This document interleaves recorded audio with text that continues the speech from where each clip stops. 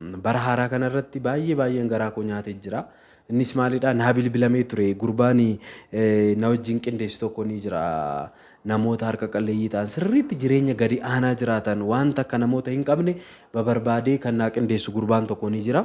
Naa dawwalee kan sin ajaa'ibu ayyaanni bara haaraa kun osoo hin gahiin akkamidhaa yeroo ammaa kana waajjiraa sin biraa namni baay'een akka malee rakkatee naa dawwalaa jira. Maaloo naan jedhe ture jechaadha dhugaan siniin jedha. Maaliif inni kaan inni qabu akka qabutti facaasaa oola akka barbaade ta'ee ayyaana kana kabajaa oola jechaadha sin ajaa'iba. Akka barbaade godhee waan barbaade nyaatee dhugee akka barbaadeettu taala jechaadha. Ilaala inni waan dumbulloota akka hin qabne immoo bakka deemuu hin qabu fira sawaamuu hin qabu. Hubadhaa ilaala. Ni beektu namoonni tokko jechaadha. Sababni isaa amma fakkeenya nutis kaleessa wanti nuti irra dabarsine jireenya gadadoo nuti dabarsine jiraachuu danda'a. Kaleessa beelofni irra ta'uu danda'a, dheebotni irra ta'uu danda'a. Namni beelee waan keessa jiru ni beeka jechaadha. Inni dheebotee argee namni har'a dheebochaa jiru, har'a rakkachaa jiru maal keessa akka jirullee ni arga waan ta'eef jechaadha. Kanaafiyyuu rakkinni maal akka ta'e isa rakkateetu beeka. Kanaaf isiniin jedha. Kanaaf naa bilbilamee egaa waa gochuu hin dandeenye. Anis egaa rakkina kanaan dura turan haala tajaajila irratti wantoota narra gaggahaa turan sababa kanaatiin egaa anaafis toluu didee isinitti isin himnee kana hojjechuu hin dandeenye. Kanaaf amma ayyaana fannoo gooftaa keenya Iyesuus Kiristoos sababa godhachuudhaan harka qalleeyyiillee asumaan ni gargaara waan ta'eef kana malee sagantaa bareedaa egaa kaameraadhaan waraabnee isin bira geenyaa qophii ayyaana kabajnee sirriitti otoo fannoon hin gahin sirriitti kabajnee nuti immoo isin biraan gahuuf isiniif qooduuf qophii xumurreerra waan ta'eef isin immoo kanarratti hirmaachuudhaan akka nu gargaartan akka nu bira dhaabbattan maqaa waaqayyooti isin gaafadha. Akkaawuntii kana lakkoofsa bilbilaa kana fayyadamuudhaan amma humna keessanii nu gargaara. Kana malee immoo karaa guruupii keessanii waldoota garagaraatti ijoolleetti himuudhaan hojii afuuraa kan jaalatanitti himuudhaan eebba kana akka argattan akka sheer gootan maqaa waaqayyooti isin gaafadha. Egaa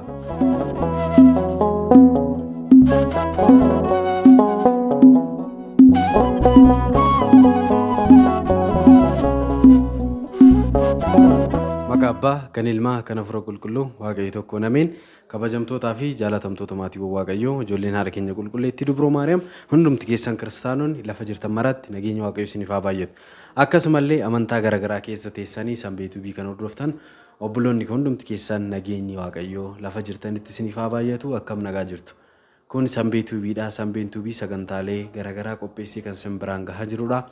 Egaa namoonni yeroo jalqabaaf gara sanbeetuu bii dhuftan baga nagaan dhuftan jecha subscribe gochuu akka hin daganne miseensa keenya ta'a. Akkasumas immoo hordoftoonni koo sanbeetuu bii kana dura turtan share akkasumas like gochuun viidiyoo kana egaa qoodaa isiniin jedha. Egaa guyyaa irraa kana bara haaraa seennee guyyaa jaaffaa qabanneerraa galanni ulfinni waaqayyoof haa ta'u. Egaa bara haaraa kanatti immoo egaa barri haaraa kun kan milkii kan nageenya kan jaalala akka nuuf ta'u egaa hawwii waliif dhaabneerraa. Akkuma beekamu yeroo darban keessa waan garaagaraa hojjechaa turuun keenya ni yaadatama. Baranas immoo gara hojii gaarummaatti dhufuuf waan garaagaraa taasisuu qabna jedhee dheengaddas viidiyoo isin hojjedheen ture. Viidiyoo koo dheengaddaatiin egaa namoonni nama takka qofaadha kan na dubbise hanga ammaatti.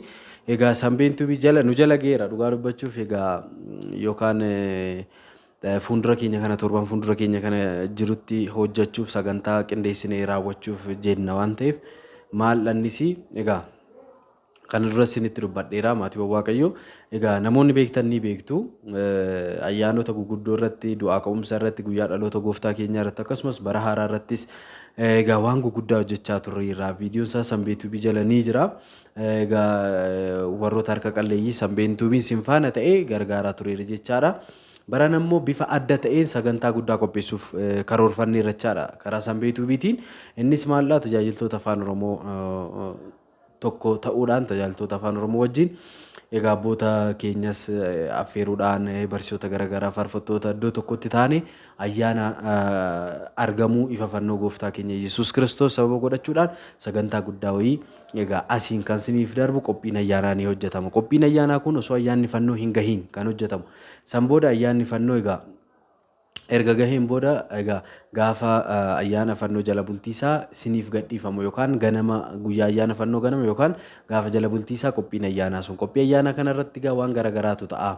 Egaa daamaraan ni qophaa'a, ifni ni ifa, chibboon ni ifa jechaadha, daamaraan ni qabsiifama. barumsi ni kennamaa hiika fannoo akkasumas guyyaa sun icciitii tatta'an hundasaa egaa qophii keenya irratti ni qabanna. Kanaafiyyuu ayyaana waggaa akkasiin mana keessan jirtan fakkeessine isinii hojjenne karaa sanbiituu isinii gadhiisna. Inni guddaan immoo guyyaa sun ayyaana fannoo gooftaa keenya argamuu fannoo gooftaa keenya sababa godhachuudhaan immoo warroota harka qalleeyyii ta'anis ni gargaara waan ta'eef kana duras immoo irra deebi'ee isinitti dubbadheera. Egaa ammas yeroon jira waan ta'eef har'aa kaastanii itti yaaduudhaan amma humna keessanii sanbiituu gargaaruudhaan ayyaana kana haala bareedaadhaan haa dabarsinu. Ayyaana fannoo kanaaf egaa hundumti keessaniyyuu gumaacha mataa keessanii akka nuuf gootan ammas irra deebi'ee isin gaafadha jechaadha. Egaa yeroo waamicha akkanaa hojii afuuraa babbareedaa kana hojjennu egaa irra deddeebi'uun osoo irra deddeebi'amuu baatee natti tola jechaadha. Nuti garuu yoo irra deddeebinee isin kadhannee sirriitti isinitti iyyine malee egaa isinis egaa akkasidha namoonni kanaan nu caalu jechaadha sirriitti jechaadha. Ergaa kanaan dura sirriitti dabarseen ture inni qofti hin ga'a ture garuu ammas kun qoftuu waan ga'u natti hin fakkaatu sababni isaa egaa sirriitti waan baay'ee dubbannu maleeti jechaadha. Sirriitti yeroo hunda jala buunee akkas jennu malee hin ta'u namoonni tokko garuu egaa obboloonni keenya akkuma kana duraa immoo dhuftanii nu gaafattanii sirriitti gumaacha guguddaa kan gootanis jirtu waan ta'eef isinis immoo egaa akkuma kana dura hojjechaa turre wajjin akka hojjennuu fi namni haaraan immoo kun amma dhageessanii akka wajjin hirmaannuu fi waan biraa miti jechaadha.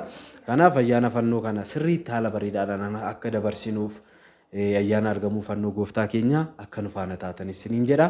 Egaa maatiiwwan Waaqayyoo namni tokko egaa waan karoorse kana hojii gaarummaa hojii afuuraa yeroo karoorsu kana nuti immoo egaa saganticha irratti yoo dandeenye argamuu yoo hin dandeenye ta'e immoo waan qabnu gargaaruudha jechaadha.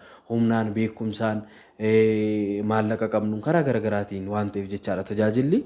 Kanaafiyyuu egaa maaliif har'a namni tokko yeroo waan akkanaa hojii afuuraa kanatti hirmaatu ofii isaatiif galaa qopheeffachaa deema jechaadha. Sababni isaa egaa irra deddeebinee wal kadhachuunis gatiin qabu waan ta'eef irra deddeebinee waliif ibsuunis gatiin qabu waan ta'eef hundumti keessaniyyuu ayyaana fannoo kana gubbaa irratti hojii gaarummaa babbareedoo hojjenna waan ta'eef hojii gaarummaa kana immoo isin faana isinis eebba argattaniif akka argattaniif egaa ispoonsara nu taatanii nu maddii dhaabbattanii nu deeggartanii jabaadhaan hojjettanii akka wajjin eebba isaa argannudha waan ta'eef egaa asumaan adaraan isiniin jedha ammas har'aa kaastanii egaa na dubbisuudhaan irratti akka hirmaattanii isiniin jechuun barbaada jechaadha.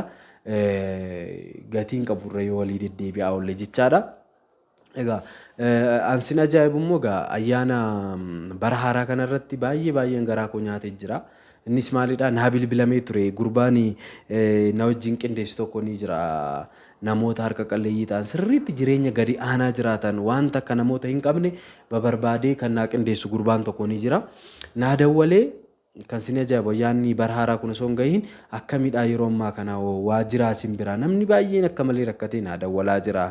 Maaloo naan jedhe ture jechaadha dhugaan siniin jedha. Maaliif inni kaanne inni qabu akka qabutti facaasaa oola akka barbaade ta'ee ayyaana kana kabajaa oola jechaadha. Sin ajaa'iba akka barbaade godhee waan barbaade nyaatee dhugee akka barbaadeettu taala jechaadha. Ilaala inni waan dumbulloota akka hin qabne immoo bakka deemuu hin qabu fira sawaamuu hin qabu. Hubadhaa ilaala ni beektu namoonni tokko jechaadha. Sababni isaa amma fakkeenya nutis kaleessa wanti nuti irra dabarsine jireenya gadadoo nuti dabarsine jiraachuu danda'a. Kaleessa beelofne irra ta'uu danda'a dheebocne irra ta'uu danda'a namni beelee waan keessa jiru ni beeka jechaadha. Inni dheebotee argee namni har'a dheebochaa jiru har'a rakkachaa jiru maal keessa akka jirullee ni arga waan ta'eef jechaadha. Kanaafiyyuu rakkinni maal akka ta'e isa rakkateetu beeka. Kanaaf isiniin jedha.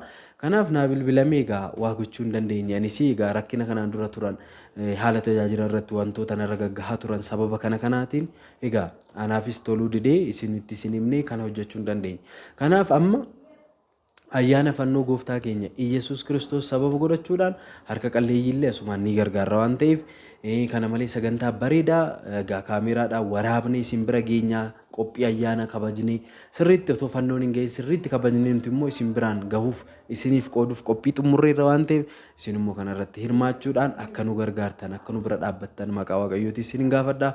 Akkaawuntii kana lakkoofsa bilbilaa kana fayyadamuudhaan amma humna keessanii nu gargaara. Kana malee immoo karaa guruupii keessanii waldoota garagaraatti ijoolleetti himuudhaan hojii afuuraa kan jaalatanitti himuudhaan eebba kana akka argattan akka sheer gootan maqaa Waaqayyooti isin hin gaafadha. Egaa hundumti keessaniyyuu adaraa egaa ergaa koo kana akkanaaf fudhattan siniin jechuun barbaada.